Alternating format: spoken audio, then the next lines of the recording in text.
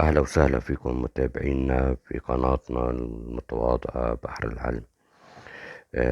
وصفي للثعلب. هلا كلنا بنعرف إنه بفصل الشتاء على تغيير الطقس وهيك بصير ما عنا قريب، بصير عنا ثعلب، وفي ناس عندها ثعلب مزمنة. فالوصفة اللي هي رح نبلش فيها اسمها دبس الزوفة.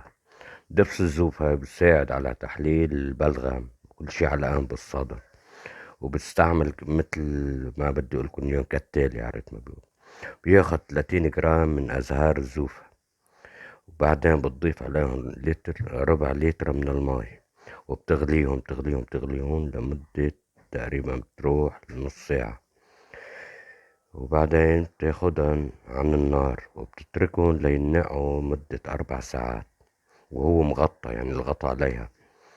وبعد ما يبردوا بتصفيهم منيح منيح، ما يضل فيهم ولا اي عرق ولا اي، بتنزل هالمي بس هي لحالها.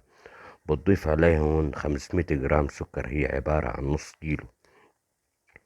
بتوضعهم على نار هادية، يعني نار وسط، بتضلك تحركهم باستمرار ليصيروا مثل الدبس.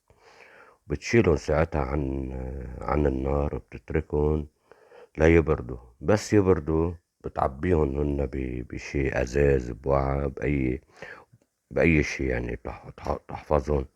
بتحطهم بعاد، يعني مطارح، يعني مطرح يكون بارد ومعتم ما يشوفوا الضوء.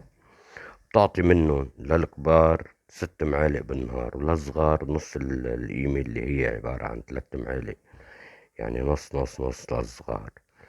وعسلامة إن شاء الله، ولا تنسوا الإعجاب بالقناة واللايك.